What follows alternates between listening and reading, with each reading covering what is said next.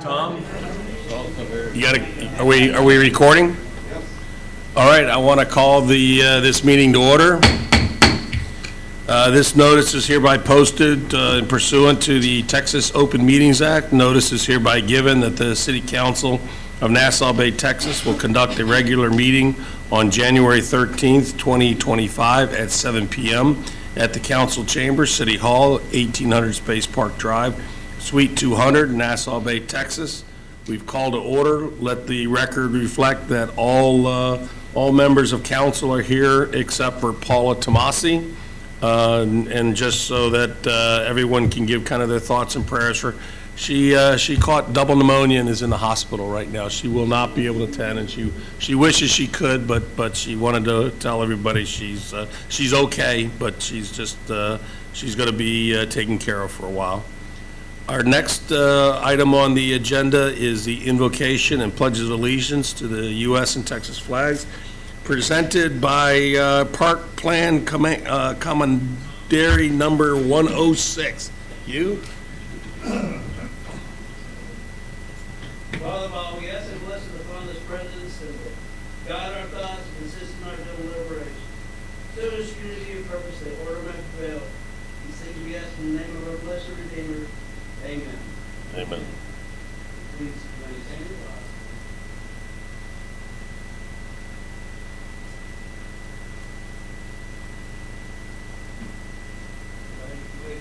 Salute with presentation of the Father.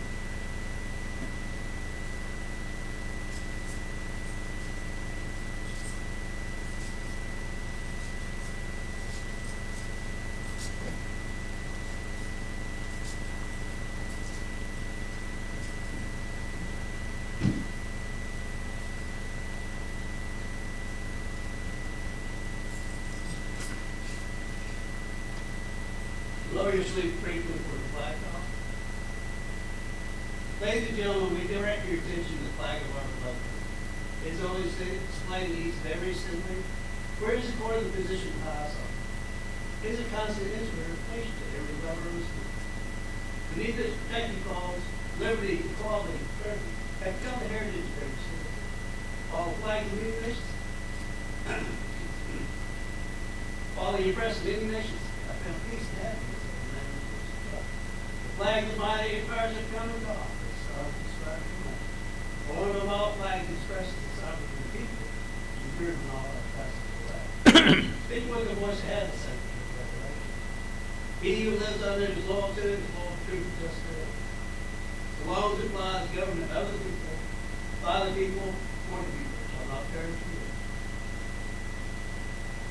Please join me in the pledge of allegiance to the spirit of the I pledge allegiance to the flag of the United States of America and to the republic for which it stands, one nation under God, indivisible, with liberty and justice for all. Honor the Texas flag. I pledge allegiance to Texas, one state under God, one and indivisible. Mayor and Council, thank you very much for the honor of allowing me to Anything you'd like to say to give a little description of your group? Well, briefly, tonight's for our Christian organization based in the Masonic Church, which supports free charity. Voluntary charities, correct? Voluntary charities. We are. The United Brown Foundation, the Holy Name Pilgrimage Foundation, and the Education Group. The United Brown Foundation is an organization which solicits donations for research for diseases and conditions of the eye. The Holy Name Pilgrimage is a program where communities across Texas raise money to send clergy to the Holy Land and actually watch that. It is not a vacation. It is a 3-week course. And the education program is a program where there is $1,000 grant given to students who have at least 30 hours of college credit. I mentioned before that I just want to briefly finish this. Recently, there was a doctor that came up with a way to grow corneas stem cells to where they can be implanted into a person's, the recipient's eye, and then good for breathing, restoring their sight. That was developed through running his donut.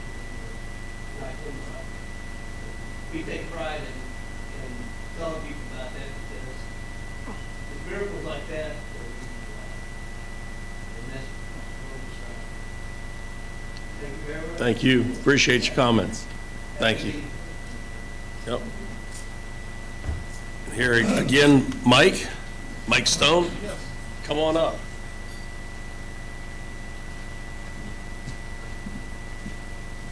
It's in the center right there. Sure. Here's the real check. All right. This is the city helps in regards to the Clear Creek Environmental Foundation. And I don't know if you want to give I think you've been very active over the years, but you may want to give a description of the group and things like that. Sure. For the last 27 years, we have got volunteers, and we've gone and cleaned the creek all the way from Berry Boulevard all the way down to the boardwalk. We start our pre-cleanups on usually the second weekend of January. We run through the second or third weekend of February. And we have a grand finale on the last day, which this coming February is going to be on February 15th. We usually can unload our barges with approximately anywhere from 8 to 10 tons of trash per dumpster, and we can fill up all three, usually, with no problem. And we try to educate people a little bit about what's going on. We have, it's mainly about the volunteers. We have a lot of volunteers that come out and help us. We've had Boy Scouts, Girl Scouts, people that need any type of probation hours. They come out and they help us. In fact, we had this one lady one time out there with us, and she helped us pick up trash. And after we got done, she goes, "I promise I'll never drink out of another styrofoam cup as long as I live." That's right. So, like I said, I've been doing it since day one, 27 years, and thanks to y'all for y'all's help. Health makes it possible. Thank y'all very, very much. Yep. Just for a quick picture. Oh, We provide $2,000 of support in order to do this, and you carry the live check, so you've got the money. There we go. Thank Congratulations, you Mike. again. I really do appreciate Hey, it. no problem. Thank y'all. I enjoy doing it. I really do. Thank you. Oh, real quick, we also do this in conjunction with Nassau Bay. They have the cleanup the same day that we do. So it's a joint effort between Nassau Bay and Clear Creek Environmental Foundation out of League City. So I just wanted to add that real quick. And thank y'all. All right. Appreciate it very, very Appreciate it. much.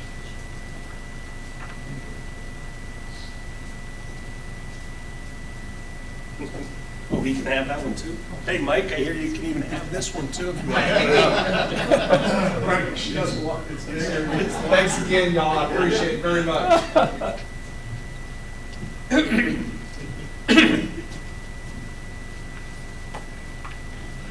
Okay, next is for Agenda 5, citizens' comments and public hearing. Again, these are statements no more than 3 minutes, and got a clock here, so I'm going to try to make sure we keep a close watch on it. So is there anybody, let me do this first. It's 7:10, the public hearing is open. Is there anybody who would like to come up and address council? Becky? You bringing the stick? I'm bringing the stick. I'm returning with the sticks. I'm going to try to talk as fast as I can. I'm going to read it off of here. This is a stick, 36 inches, that will show you where your property line is and where a generator can sit as far as 36 inches away from your property. That's the code in Nassau Bay right now. Okay. Current city codes and ordinances are awarded to protect residents. The first paragraph of Code 11700 tells us everything written in the code is designed so as not to be injurious or offensive to the occupants of adjacent premises by reason of the emission of creation of noise, vibration, smoke, dust, or other particulate matter. toxic or noxious waste materials, odors, explosive hazard, or glare. City ordinances list acceptable decibel levels. And as an interesting note, you should know that when manufacturers list their decibel levels, they measure 23 feet away from the actual generator, and they post that as the decibel level of their generators. I thought that was very interesting. Most of our houses are not even 23 feet apart, and so they're going to be rather loud. I will also share with you that the City of Houston's code decibel levels are slightly lower than Nassau Bay's, and they also say approval to install a standby generator does not exempt the generator from these sound regulations. I found that interesting. Nassau Bay City Code speaks to toxic and noxious matter, which would be carbon monoxide, not crossing the property line. And I feel that at only 3 feet, I believe the citywide event that happened in League City is a perfect example of the carbon monoxide floating throughout the city, and I do believe it will cross the 3-foot margin. That's my opinion. I say on here that 3 is not a margin of safety. This toxic gas will affect the use of your property and landscaping, not allowed in Code 11700. The manufacturer warns that it may seep into cracks, openings, pipes, vents, etc. in your house, affecting your health. Carbon monoxide is highly toxic and flammable. Manufacturers encourage the use of carbon monoxide detectors. Nassau Bay Code says that heat cannot be perceptible at any lot line. Exhaust from standby generators can reach temperatures of 700 degrees or higher.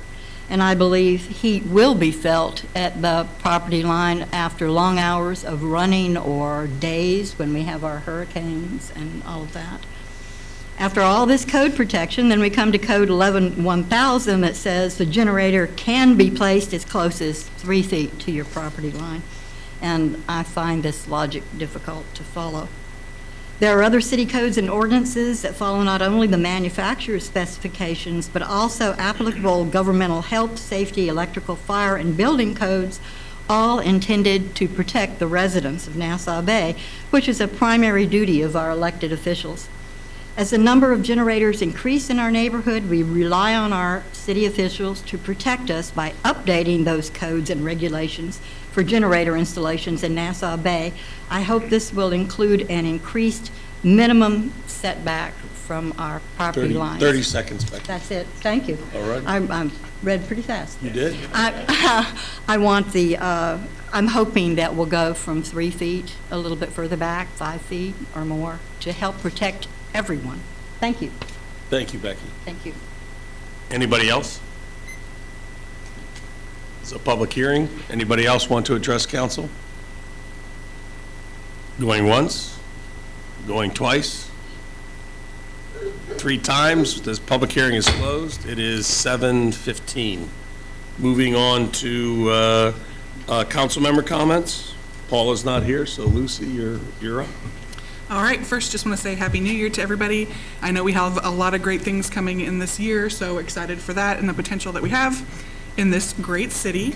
Prayers for Paula and anyone else who's been sick out there. I know it's that time of year when a lot of people are sick, so please stay safe and pray for those who are ill and that others can be healed.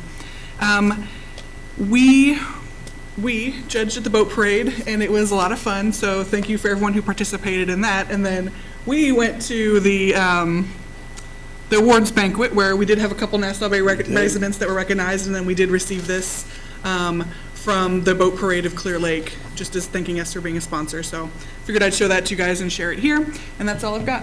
Okay. Chase? All right, again, Happy New Year. Hopefully we have a great year ahead of us for Nassau Bay. As a note, curb painting, I'm still working on that. I was on San Sebastian this past weekend, so I think Hereford is my next street, so if you're in that vicinity, I'll be getting to you pretty soon. I just wanted to have a shout out to the police department. I know that there was a shooting last month, and as of today, my understanding is that person's been apprehended in another state, but due to our law enforcement officers and other local law enforcement officers, they were able to track down that individual. So a big thank you to Chief and the police department. Other than that, I'm just looking forward to a great year, and hopefully we can have some great meetings. Chase stole my thunder. Thank you, Chief Cromie, and all the police department for helping catch that individual. Very important, and glad to see them off the street. I wasn't here in the last meeting. I apologize. I was away for work. But Holiday in the Park was a success, I heard, and my husband and my brother-in-law took the kids there, and they had a blast. Speaking of generators, winter weather next week is approaching very quickly. Lows are supposed to be in the low 20s. 24 is what. So please prepare your homes. Who knows if we'll lose power or, pipes frozen, but please do due diligence in making sure your home is safe. And outside of that, Sarah? No real comments, just, traveled a lot over the holidays, so I was everyone keeps saying, I haven't seen you in forever. I'm like, well, holidays were crazy, but, and plus, the kids have all these parties, and then there's a million Christmas concerts and classroom parties. Anyways, it's a little chaotic, but happy to see everybody at Holiday in the Park, and I'm looking forward to the new year, and good job, police department. I knew you'd get them. Happy New Year to everyone. I echo everyone's comments, being the last person up here.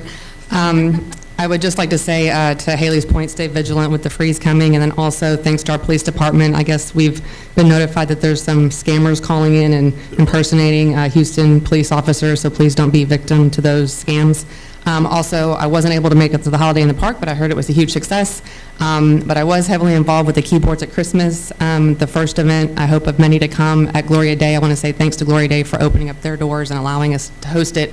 It was a phenomenal event. I hope that next year it's not going to be on the same day as the boat parade and the other 9 events, so we'll have more attendees. But that's it. Looking forward to a good year. Yeah, Thanks. we're going to do a little bit more triage. I was going to just say, I believe there were 13 events on that day, starting with the fun run to the Holiday in the Park, Toys for Tots, keyboards at Christmas, boat parade, blah blah blah blah blah blah blah blah blah. So it was a fun day to be in Nassau Bay. And I want to add on to Haley's. I believe there are 2 days. I believe it's Tuesday and Wednesday of next week.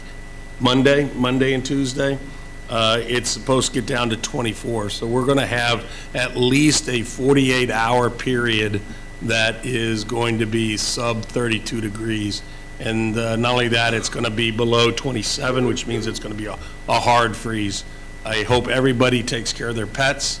I hope everyone takes care of their home, because it will be a hard freeze. So take care. The thing that I'm going to make mention of is I'm really excited for this year. If you were at the coffee, I made mention about, we kind of wound down certain things, and Paul and I have been kind of retooling to make sure that January starts off with a bang. You're going to see quite a bit of activity coming forward. The first is the enhancement of the header from Saturn all the way to the Hilton. That's going to get torn up and enlarged. That's going to be quite a big project. If you remember, this is meant to specifically address one of the audit failures in our fire or our ISO rating, and this is meant to enhance the water pressure throughout the whole grid, primarily that eastern side, but it should impact the whole grid and raise the water pressure so that we don't get dinged for that. Water pressure is one where if it's low at a fire hydrant, it affects the flow. Affecting the flow means not as much water. We found that out in Los Angeles, where they had almost no flow. In some cases, but it's real important to property preservation, and this is your money's going to make sure you don't have that damage. The next is we're going to do the next tranche of the 4 linear miles of our water distribution enhancement. This is the last underground portion that we think we need to do. So we'll have completed 14 linear miles at the end of this effort, but it should really put to bed any remaining water leaks that we have, and we should have an underground infrastructure that is newer than any other around the lake, bar none. We will have it replaced. In addition, we've got another $500,000 of street repairs that are going to take place. That's going to start probably around the March timeframe, and we've got another tranche of modules that are going to go up on Nassau Road 1. That's going to be the last ones they're replacing. They'll go from the where we ended at Upper Bay Road all the way down towards the hospital, and they're also going to place some where we have some spaces in between. And I know Paul's going to go into other, but you're going to really see your tax dollars at work in the first 4 months of this year. So buckle up, put your helmet on. We're going to have some construction that's going to go on in Nassau Bay, and it's pretty much the tail end of what I really wanted to make sure we got done. So hats off to the guys at Public Works coming up, and you should see it in your city. Last is my phone has gone off a little bit off the hook. Yes, we are aware that people are parking in Founder's Park, and we are going to address it. It's been raised, and nobody should be parking in Founder's Park. They should be parking along the side of the road. So action will be taken there. And with that, I'll cede it to you, Paul, for reports from staff members and committees. All right, thank you, Mayor, Council. Wish everyone a happy new year. Looking forward to all these projects. Pretty excited for all the infrastructure projects. As the mayor mentioned, the street project, we submitted 9 areas around the city, and some are pretty large. We're getting the engineering, we're getting the cost analysis for it, and then after that, we will make recommendations to the street committee for their final approval or feedback. And then also, we have the pre-construction meeting this week, Wednesday, for the 12-inch water line. And then also, we'll be discussing the timeline for the water tower painting this year. And then lastly, we got the report for the animal control, and it was pretty impressive for the year 2024. So I wanted to give recognition to Troy Bradfield and Gail Wallace. I'm just going to go over a few of these things. They adopted 17 dogs, 27 cats, and then for animal intakes, it was 81 dogs, 76 cats for 157 total of animals that Troy and Gail took in. Owner reunite, really happy about this. 58 dogs was reunited with their owners, and 12 cats. And they did 7 transfers from cats to rescue groups. And so they spent a lot of time down at the animal shelter. So I really wanted to give kudos out to both of them. They spent a lot of time down there. And if I die and come back as a dog, I'm going to come back as Troy's dog. So, and that's all I have, Mayor. Can I add one thing? Yes. Because I want to give credit to Pete Soroka here a little bit. With the 9 places that Paul's talking about, we've made a decision, rather than doing some partial saw cuts, is that whenever we break into a panel of concrete in the city, we're going to replace that whole panel. So we don't have as much, was the term Swiss cheese, whatever, quilt look. And I agree with that. And we've got funds to do it that we're going to make sure we do it by full panels rather than before. That was when we were trying to stretch every dollar. And now I think we have more of a reason to make it more aesthetic. And, yep. Chief?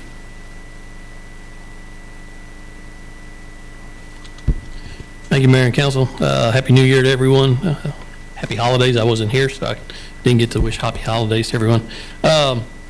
Appreciate the comments about the police department. I wasn't going to, but I'll give you a real quick recap when I get done with the numbers. The December numbers for 2024, 217 calls for service, 54 reports, 106 traffic stops, 57 citations, and 58 warnings, 16 arrests, 15 misdemeanors, 1 felony, 5,888 patrol miles, and our average response time for the month was 2 minutes and 55 seconds. We did have a shooting on Christmas Eve. The victim and the actor both knew each other, and this wasn't random. During our investigation, we were able to secure a warrant for the 19-year-old who was the actor. And apparently, at the same time while we were investigating, Dickinson Police Department was investigating a missing juvenile, a missing persons runaway, and they were able to determine that their victim or their runaway was with our actor. Because when we finally got our warrant issued out, that gave them enough exigent circumstances that they could track the phone, and they tracked them to Garfield County, Colorado, and were able to make an arrest up there. So multiple agencies involved in it all worked together. So appreciate the comments. So thank y'all. Matt?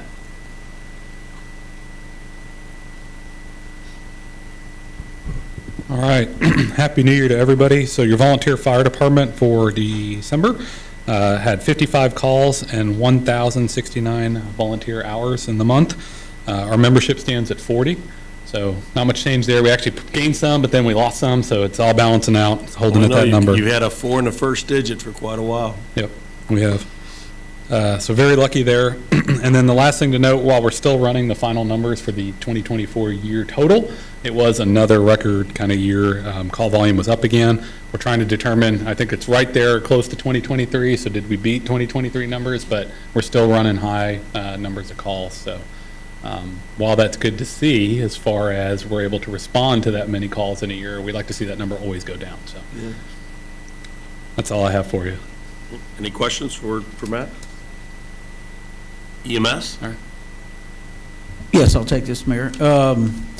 EMS for calls for December was 97 total calls. Contract cities, El Largo was 12 calls. Taylor Lake 13. Mutual aid out of the city, League City 1, Seabrook 9, Webster 24, and mutual aid into the city, League City 1, and Seabrook 10. Webster's 24. Yes, sir. They're the lead one. Yes, sir. Okay. Code enforcement?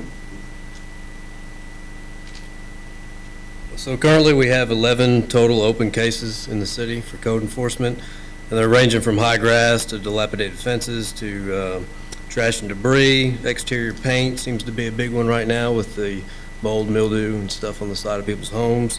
We have sent out 6 certified letters and left 5 warning notices for the residents.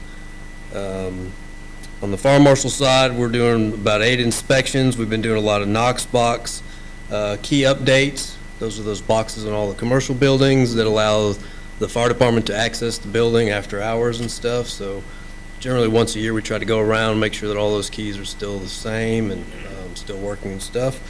We've been attending a few meetings here and there, and then continuing education. I've done 12 hours of that. We have a requirement for sexual harassment and cancer awareness and complex incident management.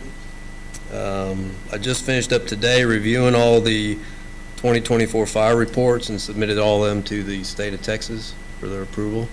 And that's a big deal for us because if we buy into that program where we submit our fire reports and stuff, it allows us to get grants and so forth. So that's it. Two comments that I have. You know, can you talk about the home on Nassau Bay Drive, the unfinished home? Looks like they've got a bin that is just overflowing with trash and things like that. Have they been cited, or has that been there? Can you take a look at that? It looks like we have been looking at it, and we've sent a letter over to them. I know their permit has expired, so they have a stop work order on the whole construction process on the house. So that's one big project that we're focusing on right now, and we're just doing the due diligence, is allowing them to respond back to us. They've got 10 days, and we haven't heard anything yet. So because it's pretty bad. Yeah, Cecily's working with me on that, and we're trying to handle it. And the other is the dock coming off of, I think it's the Sapphire, right there. It's in pieces and looks to be a safety hazard. Has anything been addressed there? We started conversations with them. They wanted to rebuild it, but they're not sure if they have the funding to do it. So we're going to put the requirement in that if they don't rebuild it within a certain amount of time, which is probably a 10-day grace period, that they're going to be. But they've been noticed for that? Yeah, they're going to be required to remove it. So. Thank you. I appreciate it. I have one question on the Nassau Bay Drive home. Is there a time, I know the HOA helps with the architectural contracts on that, but that home has been being built for years and stagnant for a lot of time, and they've had problems with the dumpster and the chain link fence around the yard and all the things. My question is there like a time frame in which they're required to do work on that, or it's just like, do as you wish? Or do you know? We do not, and there's an agenda item to speak directly to that tonight. Okay, I saw that. I just I wanted to ask that clarifying question before we get to that, because I'd like to see some action taken on that. It's been, It's on there's an agenda item for tonight. all right, perfect.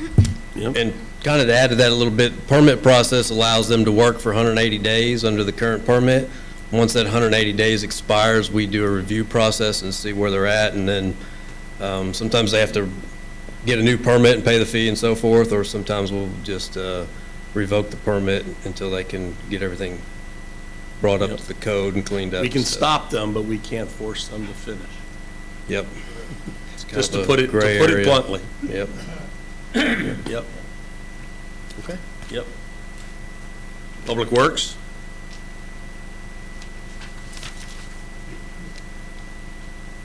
Good evening. As Paul mentioned, we have several capital improvement projects coming up.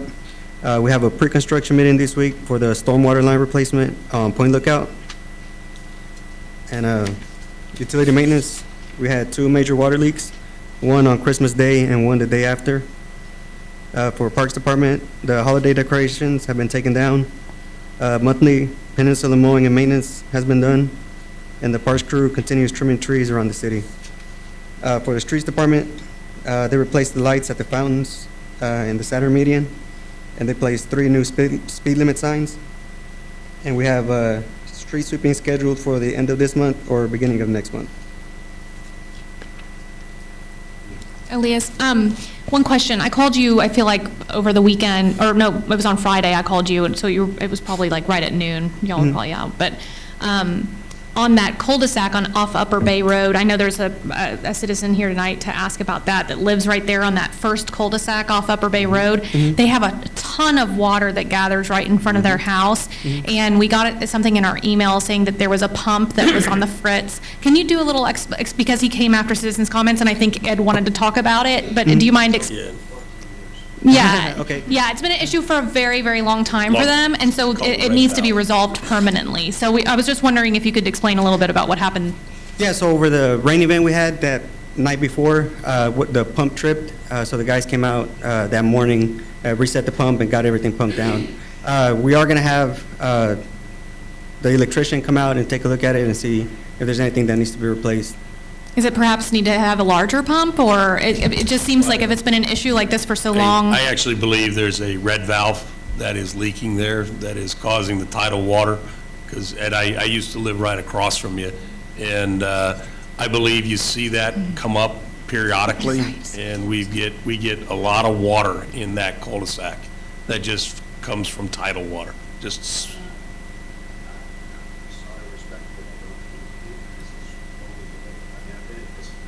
Mm-hmm.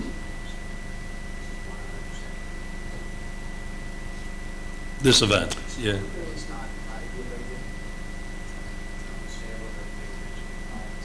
Mhm. I think they're both then.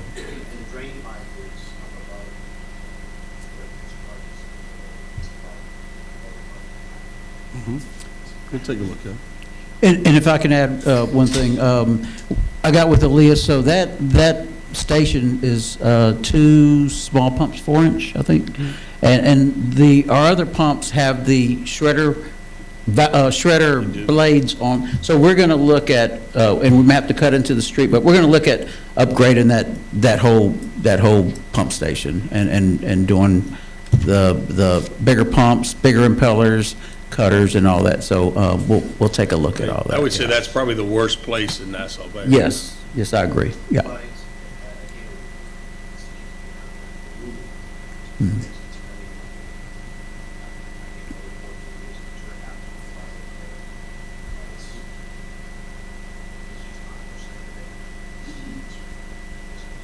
Like they can't get out of their driveway at times. It's like completely ridiculous how bad the water is there. Yeah, we have it high on our priority list. Me and Elias was talking over the weekend on that, so we're gonna look at that and maybe just redo that whole thing.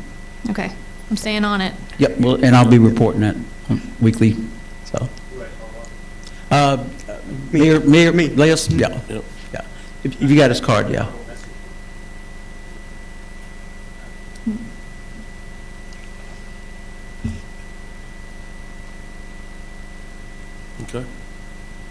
Thank you.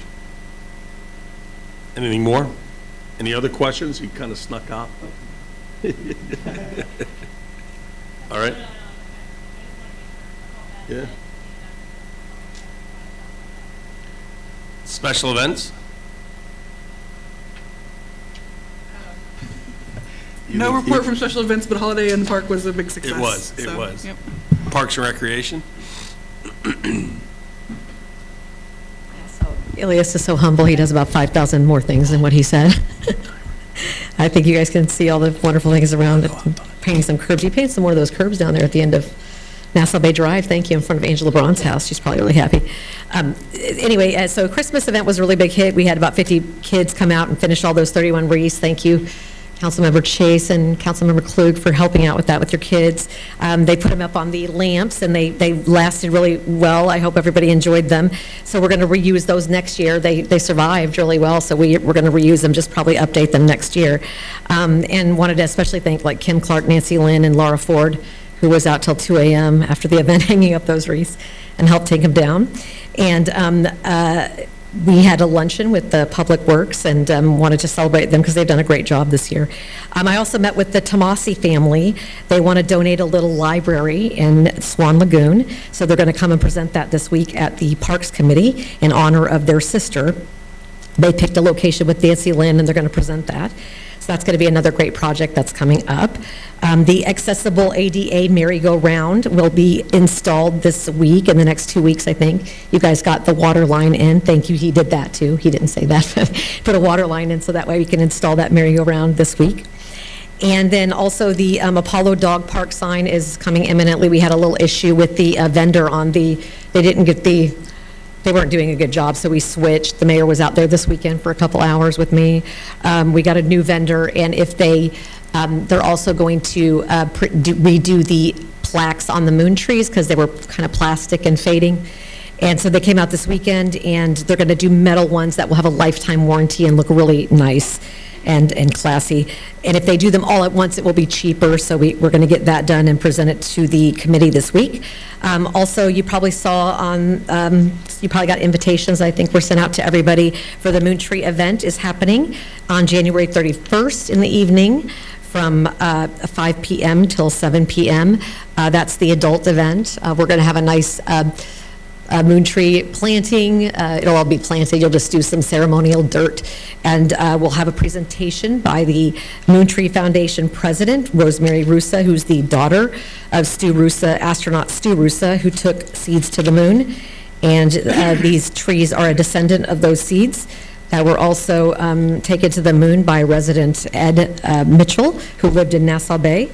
And the two trees that we're going to dedicate in Nassau Bay are going to be dedicated to Buzz Aldrin, former resident of Nassau Bay, and George Abbey, also resident of Nassau Bay, who sadly passed away this past year. He was our master of ceremonies at the last event.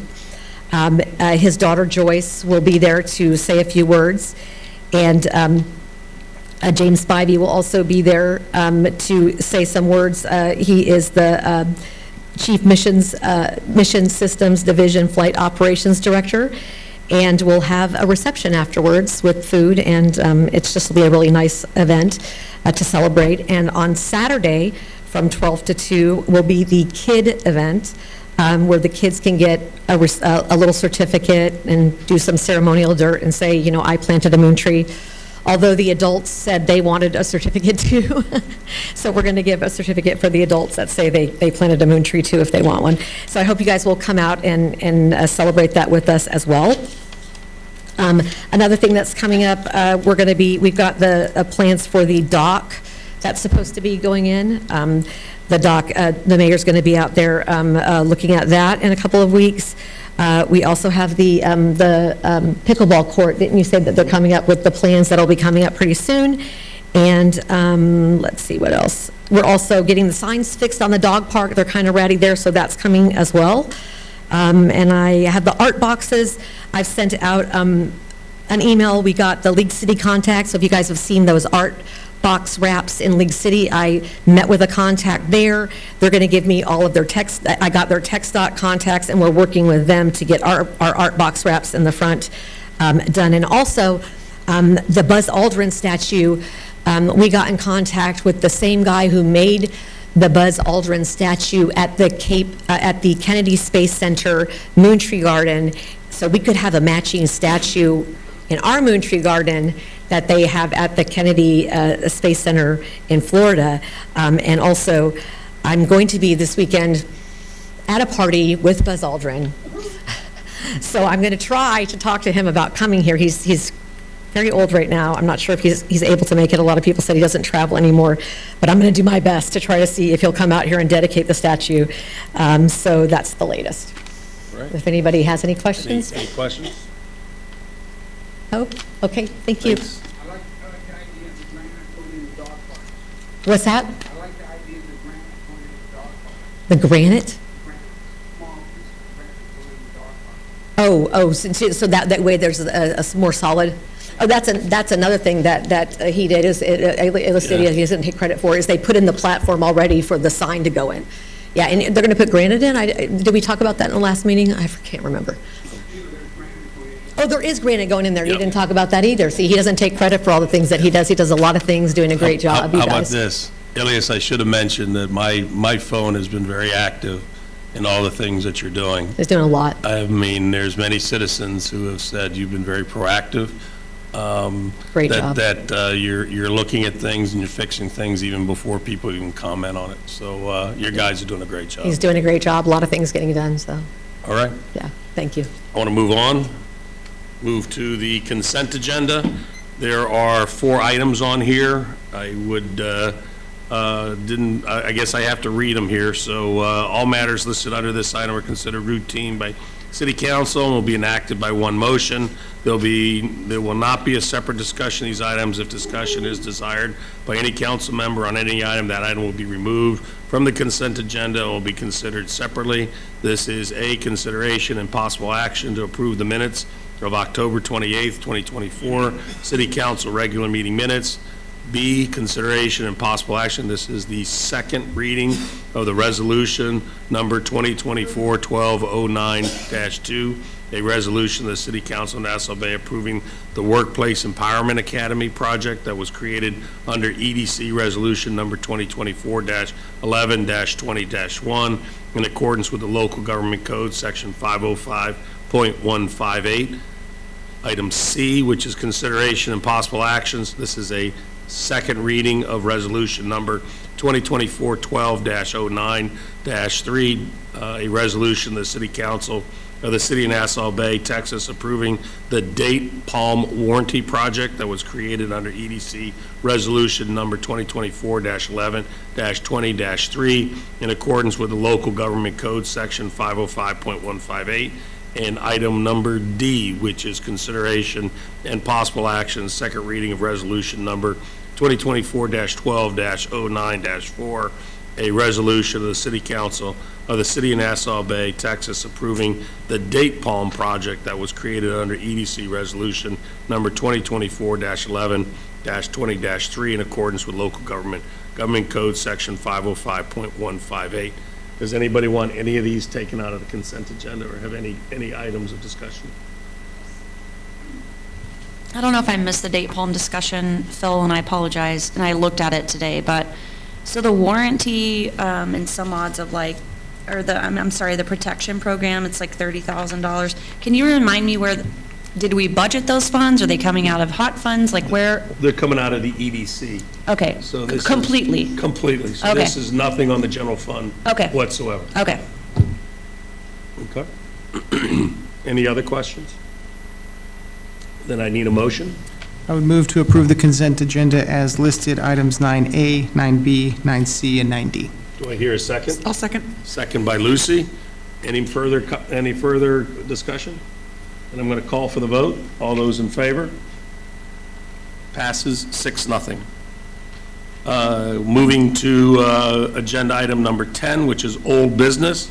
This is the council discussion regarding the agreement between, between the City of Nassau Bay and owner Dr. Mae Jamison regarding property located in 18410 Kingstown Court, Nassau Bay, Texas, 77058. I'm gonna turn this over to Paul, but I put this on the agenda. I think a number of the neighbors understand that the contract that we had with them expired. They were supposed to be finished by December 31st. And even though I've seen a lot of work that's been done recently, and I think they're trying to do things, I wanted to make sure council and the other neighbors get a slide presentation of our last inspection, because they still are, I'm just going to say, significantly short. And I want it to be with facts for people. And we have an executive session on this topic after we go through this discussion. But I did want this to be public. Thank you, Mayor. So we've been actively inspecting the home every 30 days, and I was trying to get a inspection done last Thursday or Friday, but Ms. Jameson wasn't able to accept that request. It said maybe on the 20th, and so I wanted just to be full transparent and to share the report and also the pictures. I'm having the inspectors take pictures every time they go so we can see the progress, and so I'm going to go ahead and put it on the big screen.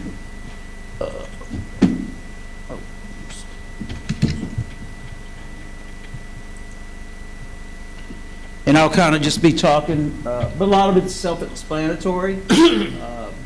Cecily has been doing a great job keeping up with the inspection. Everything that is completed is checked off. You can see some of the dates. It goes back to December 2021. Structural repairs still incomplete. Low voltage security wiring incomplete. We do have some in-progress items. And then the showers, door, interior work, flooring, tile, bath, cabinets, appliances, bathroom and fixtures all incomplete, and then the touch-ups incomplete. So the driveway incomplete, and so we're going to final exterior still incomplete, and then the punch list, which we haven't got to. And so just wanted to share some of the pictures.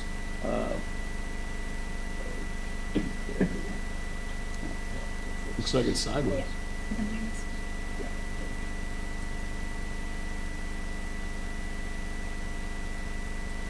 Like a branch. Here we go. So you can see the on the left side is the deck. I believe that's going to be the deck. That's the exterior of the house. And this was December 19th, right before Christmas. Other side of the house, so still a lot of work. They I replaced painted that. I painted that curb. That's been replaced. Did my though, part. right? Yeah, and the last update we did receive from Ms. Jameson was that the sheetrock was completed, but we weren't able to get an inspection. So supposedly all the sheetrock is completed. We had confirmed that. Flooring work still needs to be done.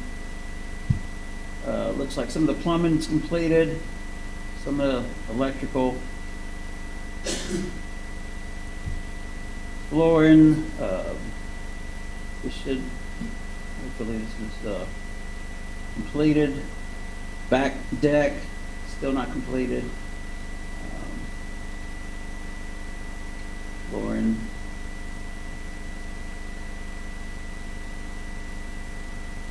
No cabinets, no bathroom cabinets, and that's the deck, so still a lot of concrete work needs to be done, or woodwork, and then the driveway.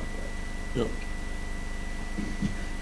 So we're hoping to schedule another inspection, she said, on the 20th. I checked in with Cecily today, and she still hadn't heard back, but we did, she did email her Friday, and so. I don't want to opine on it because we've got an executive session, but I will state the facts that we are at a point as to where there may be legal action taken, which is why we're in the executive session. and there may be action as we come out. But they are truly in default of the contract where she is the contractor. So more to follow here probably tonight. Okay. Any questions, any comments? It is? Yes, sir. Made sure of that. Yep, it is. Yep. So I'd actually made the comments to her that if she really wanted to make a positive statement, just complete the outside. Complete the outside. And and then you can take your time. But we obviously are in a place where I think we hold the upper hand. And the question is the next steps, because the next steps are legal. So, okay. Then I'm going to move on to new business, which is item number 1. This is consideration and possible action. First reading of an ordinance 2025-01-13-1, an ordinance of the City Council, City of Nassau Bay, amending ordinance number 2017-767 of the comprehensive zoning ordinance by updating the regulations for specifically addressing emergency backup generators in residential districts, including setback requirements for whole household generators and other similar equipment, establish provisions for elevating equipment and grandfathering previous installations, providing for penalties, severabilities, and codification, and providing an effective date. Just to, you heard Becky made mention of some of this. I had Dick move forward with an ordinance based off, we have been talking about these in areas. We had gotten information that one of the very simple items that can be done to help resolve some of the issues that I think are most apparent, which is to increase the footage of the setback, which is currently 3 feet, and if you could raise your stick, I believe, that's the setback, to where we're,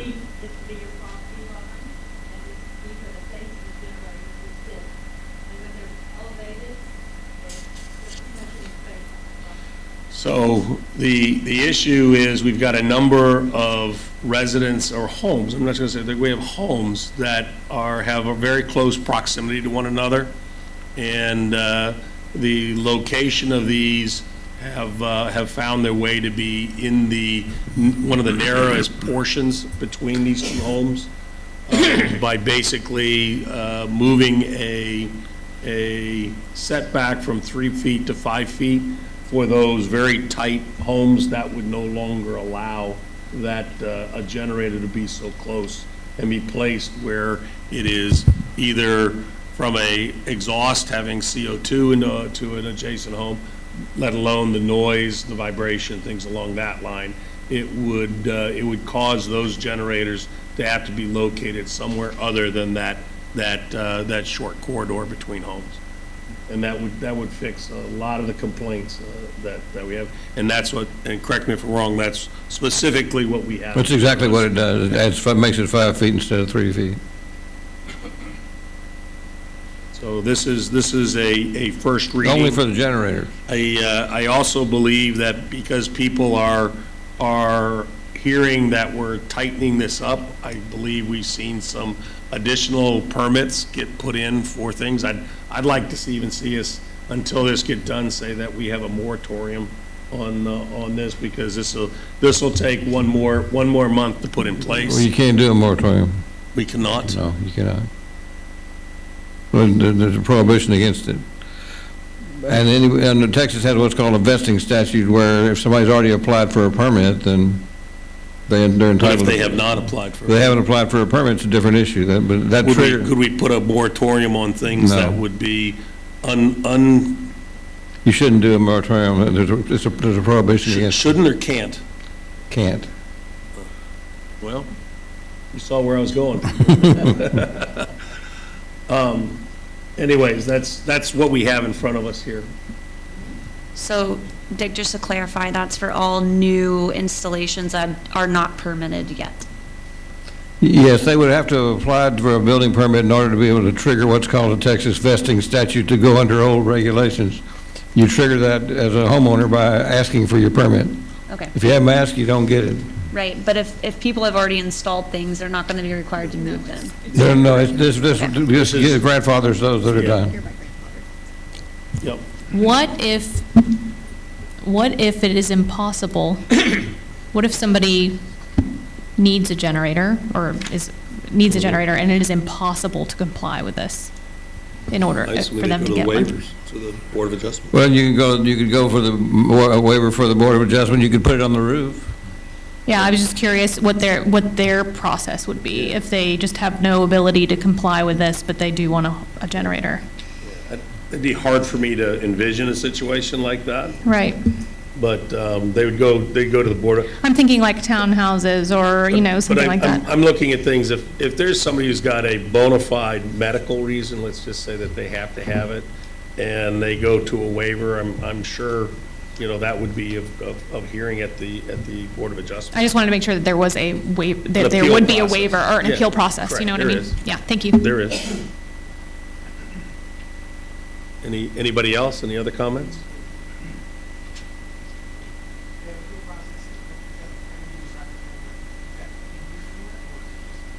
It's in our charter. Yeah. Mm-hmm. Correct. Yep. Any other questions? Any other comments? Just to clarify, we did just get this, so I think we're all reading it for the Yeah, first time. it's a first Apologize reading. for the dumb questions. No, because, no, like, it's a first reading. 5 and- seconds. And I felt comfortable doing this because we had been talking about this and we got the data and people starting to know, and I think it's only fair that if we're going to do this, we do this. I want to do a little bit of expeditious treatment to it because we've been talking for it for a while. Okay, hold it over for a second reading. Okay. Moving on. Consideration and possible action to authorize the interim city manager to execute a 3-year sponsorship agreement between the Manned Space Flight Education Foundation, Inc., and the City of Nassau Bay in the amount of $100,000 per year. I'll take a stab at this, Paul. This is the marketing agreement that we have with Space Center Houston. That puts us at the primary spot for all their marketing. It also ties in the links with our hotels. The hotels actually participate financially in support of this amount, and it is the only difference here is I believe, and correct me if I'm wrong, this is a 3-year sponsorship agreement rather than a 1-year. And to me, I think we should lock it up. This would have been the 3rd year we'd have done it anyways, and it is something, like I said, is highly sought for, and we get calls for this from the hotels to make sure this gets done, and it's been budgeted. I didn't do a side-by-side, but this seems consistent with the agreement that we had last year. It's the exact. It's just putting it for 3 years. 3 consecutive years, yes, Yep. going forward. And just for people to know, it's used out of hot funds, not out of our own This is, budget. yeah, correct. I just want them to Absolutely know that, Fair. yeah. Good visibility. So just to emphasize, this is not from the general funds, this is not from citizens' taxes, this is done from the taxes that we collect from the hotel motel tax, so this is all handled from what I call OPM, other people's money, so not Nassau Bay money, primarily. Any other questions? Then I call for a motion. Yeah, I would move to authorize the interim city manager to execute a 3-year sponsorship agreement between the Manned Space Flight Education Foundation, Inc., and City of Nassau Bay in the amount of $100,000 per year. Do I hear a second? Second. Second by Haley. Any further conversation, discussion? Then I'm going to call for the vote. All those in favor? Passes 6-0. Next is the consideration and possible action, Resolution 2025-01-13-1, a resolution of the City Council of the City of Nassau Bay, Texas, approving the requirements of the Government Code, Chapter 620, in the Office of the Governor's Directive regarding the installation and use of prohibited technologies on personal devices used to conduct city official business. Paul, did you want to go over this one? Yes, Mayor. So the state of Texas requires all state agencies to ban the video sharing application TikTok from all state-owned and state-issued devices and networks over the Chinese Communist Party ability to use application for surveilling Texans. So basically what this is if you have a city phone, city computer, we just have to have a resolution and a way we can monitor that. And so that will not be allowed on any city device. And correct, and I want to add this will more than likely move us to where we're going to issue city phones rather than private phones, Yes, yes, sir. right? Yes, sir. So I don't want there to be, I personally like that idea because it means, there's better tracking in regards to what's public information, what the people can have. We provide a phone, so there's no ambiguity, and it also complies with this now directive. So what about city business conducted by council members on their personal phones? This would apply to that too then, right? You couldn't have TikTok and your city email Yes. on the same phone. Or are you saying we're getting new phones? I'm just curious. That would mean council would be part of that. Yes, sir. Yes, sir. Yeah, it would. So we would have So to. 2 phones. I don't So think I have yes, TikTok on my give up phone, my but phone. you have to give the To get TikTok. a new one. Good thing I've never had TikTok, so. Yeah. And most of the cities nowadays do issue city phone to employees. Yeah, It's standard. okay.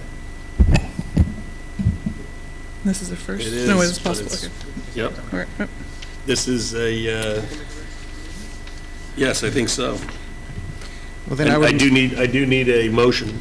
then I would move to approve Resolution 2025-01-13-1, a resolution of the City Council of the City of Nassau Bay, Texas, approving the requirements of Government Code Chapter 620 and the Office of the Governor's Directive regarding the installation and use of prohibited technologies on personal devices used to conduct official city business.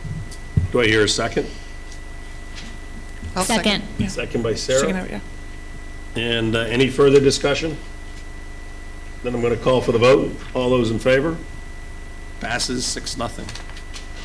Agenda item 4, and Haley, this is what I was talking about here. This is a council discussion and possible action establishing a maximum completion deadline or timeline requirement for residential home improvement permits. So again, to rehash some of the discussions that were there, currently, we have timeframes of like 6 months that we can, that a permit will terminate, which will stop action, but we have no carrot or stick relative to establishing a maximum completion time, that it must be completed by a certain time frame. And this is brought up, this has been an item on a number of different conversations, a lot with the homeowners association also, but we've got a number of homes. I'll mention the one on Nassau Bay Drive that we talked about, on the right as you come in, but we also have a number of homes that have been lifted that have not finished their homes. We've got, literally, I think about 7 or 8 homes that are deficient, and there's nothing we can do about it unless we establish some sort of completion deadline that would allow us to use our citation power and have a financial impact if they do not comply. I don't know if you've seen some of these elsewhere, Dick? I have. My view is I don't think, and this would be gracious, I don't think for a project or, because this is residential, or even a full construction of a home should not take more than 3 years. I don't know if that's too lax, but I throw that out there as part of our discussion. It is pretty lax. I think 3 years Easy is to a achieve. long time, especially, Okay. new build's a different story, but for an already existing structure that perhaps was lifted or is being remodeled, I think that's too long, but. Because this will incorporate all projects unless we delineate between home construction and home improvement. I just had 2 questions. So if a home has already been lifted, will they be grandfathered in if we put an ordinance into The place? clock would start immediately when Okay. we do here, they would, And then two, if for some reason, financial or otherwise, they can't meet the deadline, they would just go to the Board of Adjustments and get a waiver, same thing? I believe that's That'd correct. be An correct. extension. Correct, or More like extension. instead of a waiver. That would be correct. I really like the idea, given how many homes we have lifted. I know we're Glad not, to put it on. I know we're not supposed to address the audience, but there's one person here that I'll sits allow on. it. I'll allow it. So Glenn, do you guys put timeframes in the ACC?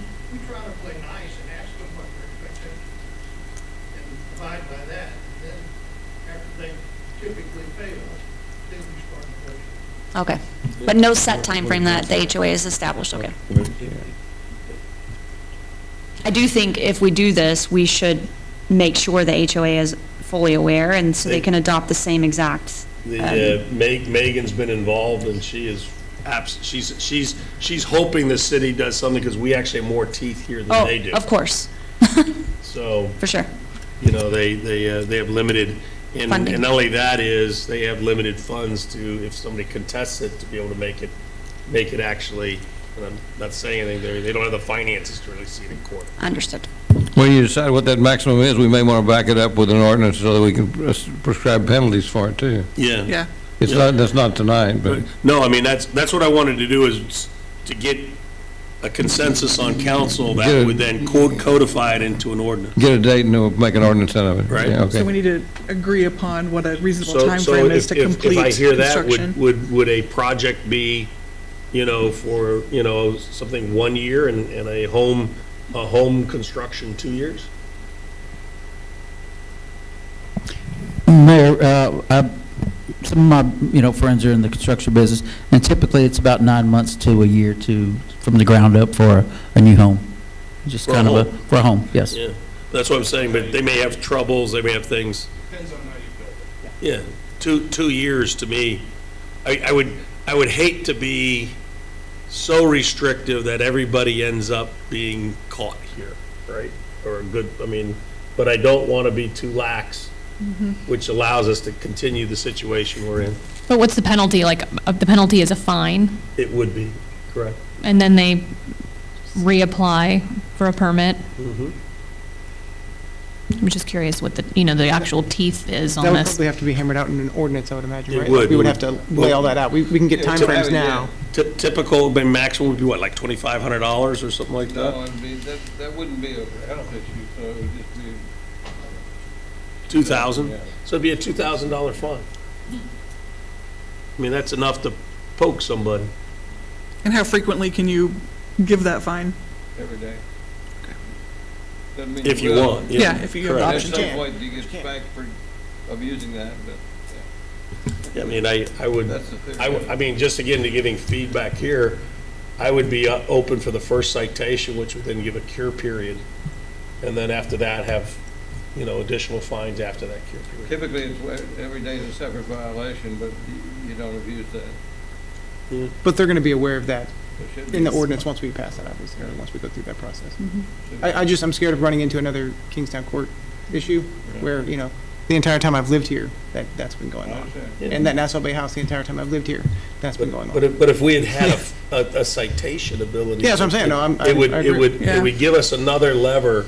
No, to keep I'm this not from afraid of happening. putting Yeah. some enforcement thing. I Yeah. want that. I'm just saying, I don't want it to be too long. Like, maybe, he was saying 9 to 12 months to build a house. Maybe we do 18 months to give them a little bit of wiggle room. And then for home repairs, maybe 9 months. Like, that doesn't need to go on for an extended period of time. The sooner we can get things done, the Yeah. better. That's what I would say. So what am I hearing correctly, that 18 months for a home construction and 9 months for a home repair? We would have to obviously hammer out what a home repair is, obviously, right? So. Yeah, but that's. Generally speaking. I'm trying to give consensus Yeah. to here, right? And we'd have to define when that timeline starts in the event of an elevation, because that would be a different process. I would actually exempt the elevation until they're done with the elevation. As it stands right now, we have a permit, people request a permit to build, and then it lapses after 6 months, is what I'm understanding. And then they must reapply for a permit, Yeah. correct? And there's, no? Or Or not. stop work.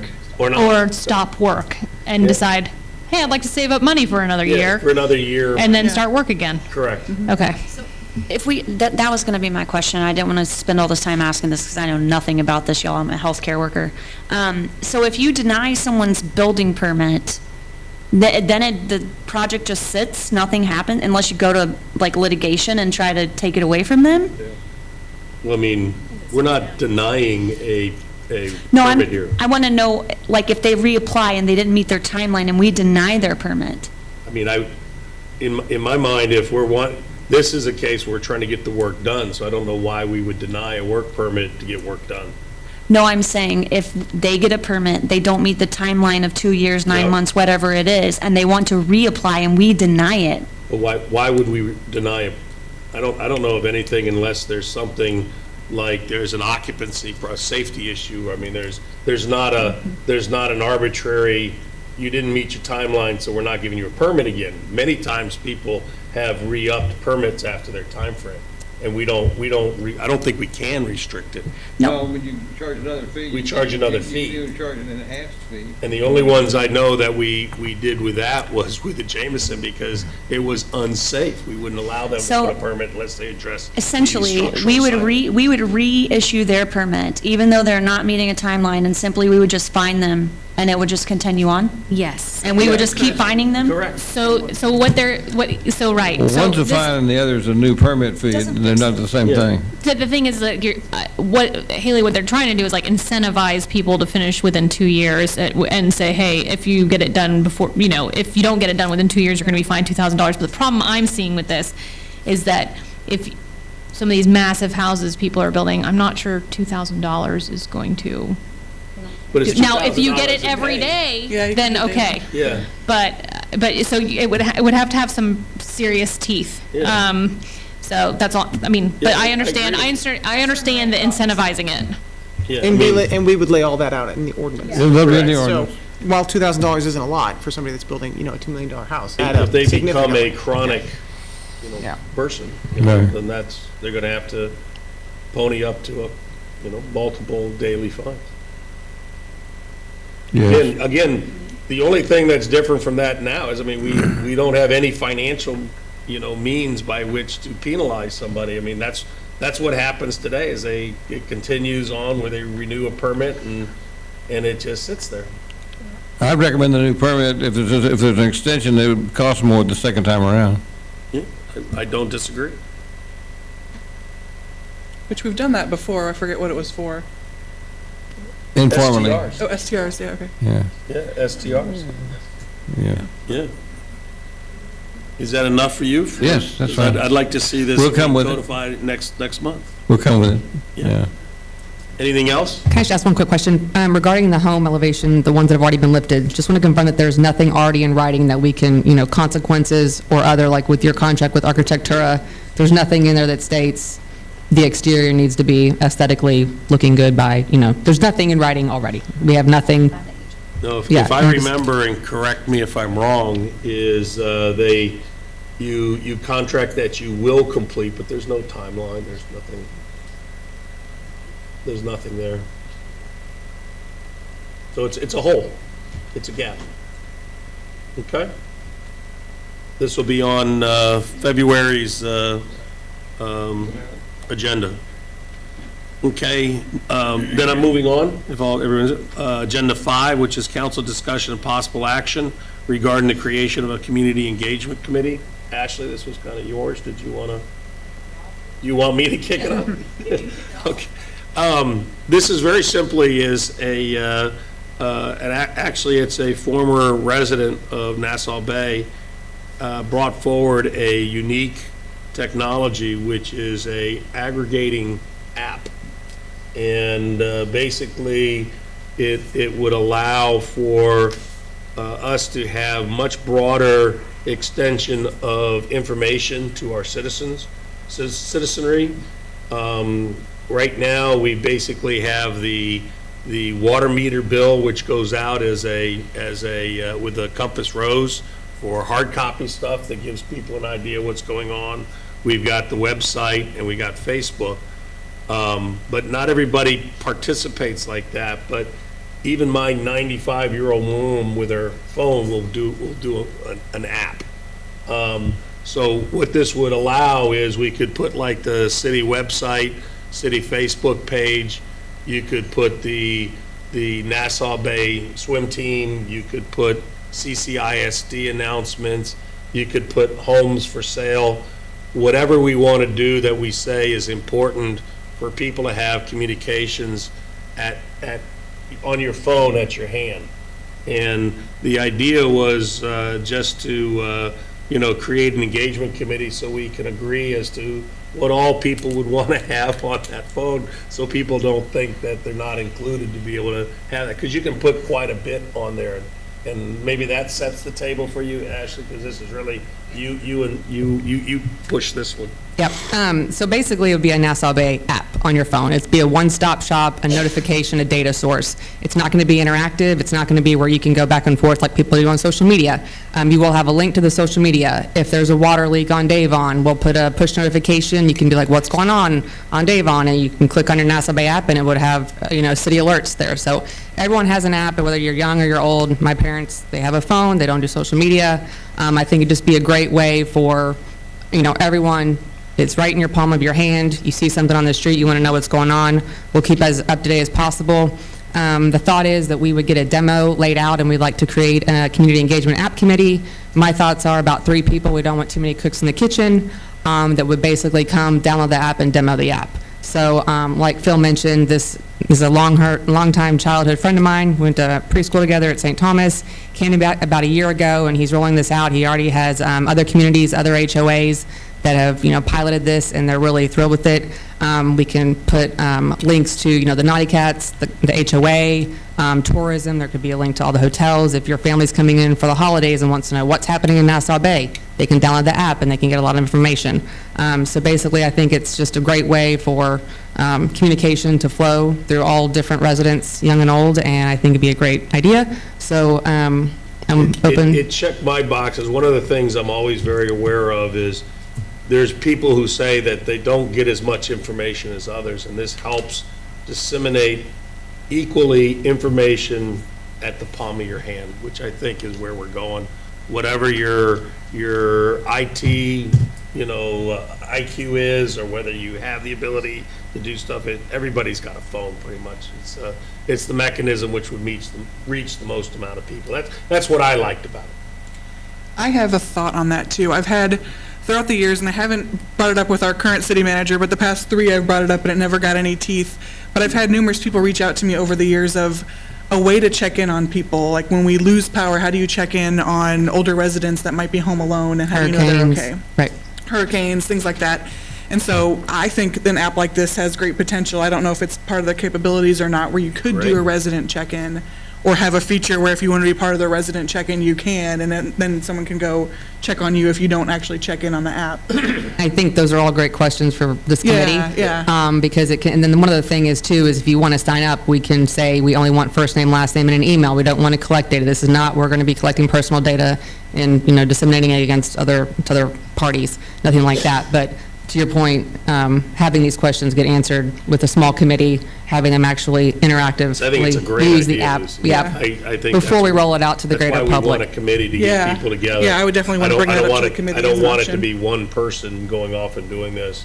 I think having input like that would create those type of ideas. Actually, just, you did say it wasn't like user input, like you couldn't put information into it, right? It's just giving you information. It is. It's basically linking to other data sources. So you would be able, like in your instance, say, hey, I want to check in on these people. You can click on a link that would take you to whatever. Well, I think like we need to social get media. there. Yeah, I'm just saying, yeah, like hypothetically, that could be the outcome. It could be, yes, potential. I have a question. Is this going to be like a formal committee that's established, or more like a workshop? Like till it's done and then it's over with? A formal committee is what we're leaning towards, because we want to post applications, transparency purposes, have people like to come. decide on the content and all that stuff? Yeah, I mean, I think we would have a demo ready to show the committee at the first meeting, so they'd already have something to go off of, and we'd just be basically fine-tuning it and saying, is this what you think the app should include or I'm not? actually thinking a committee too, just because it's going to be iterative, in my mind, iterative. And I think the same people seeing it and having that will provide value. So it'd be, you're thinking how many people, Ashley? I was thinking just 3, Just and a then small a committee. council person and maybe city And staff, some of so, the- but just 3 residents, keep it small. I don't think this would be like an ongoing, 10-year committee per se, but just Staff- something staff- where, Staff thought this was a good, I don't want to put words in your mouth, but I mean, people in the staff thought the same thing, to be able to have communications even for their activities. Yes, and it's just like the, medical app that you have, it's just a one-stop shop, and I liked it, it was really good, I think it's very easy, user-friendly, very user-friendly. Not a lot of update, No. because it's And really very, very linking to simple. everything. So there's no real work effort to maintain it. It's a cool idea. I was curious, is there any cost associated with it, or is it free? Yeah. yeah, so it's $5,000 total. It's $2,500 up front, and we'll get the app and the demo to start, going off of. So it's very, very small dollars. This would be probably their second community app, so we would definitely be their pilot program.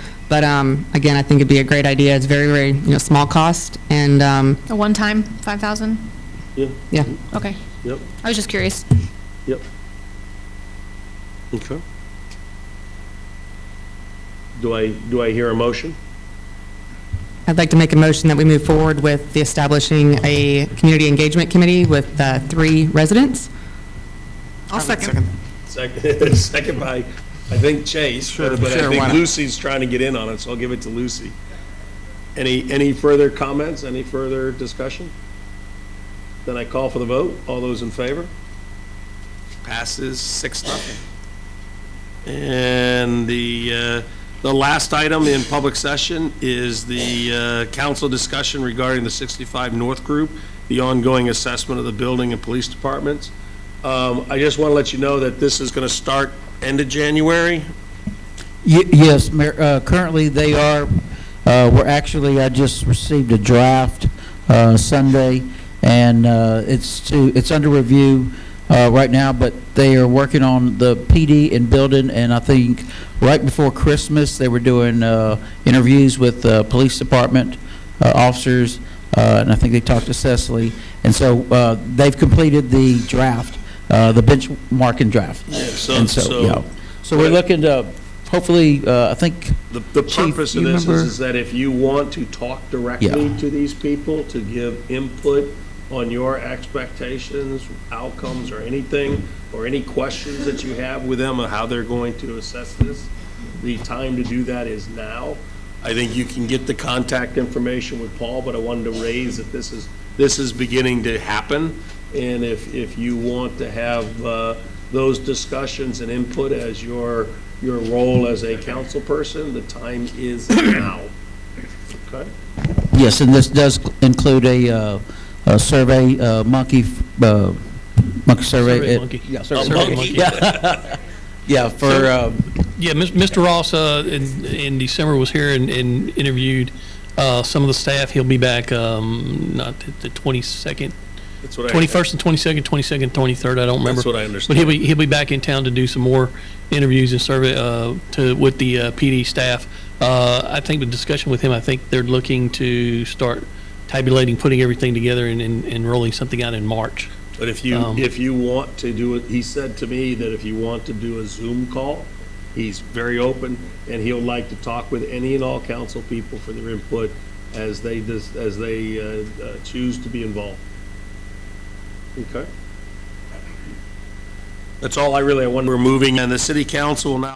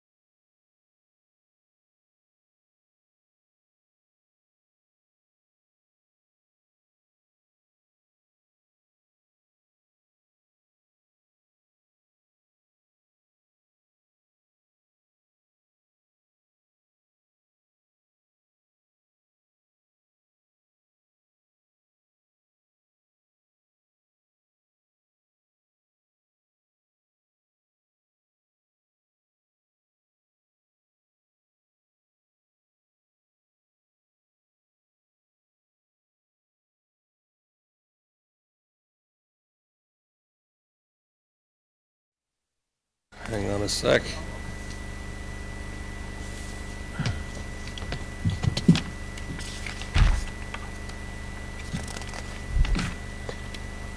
I am now reconvening into open session. It is 9:40.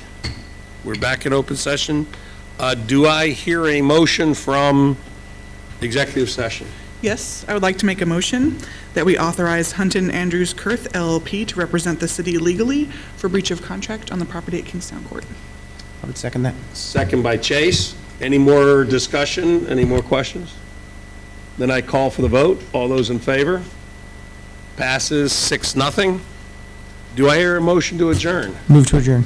Moved by Chase. Second. By Haley. All those in favor? Passes 6-0. That's a wrap, folks. Good meeting.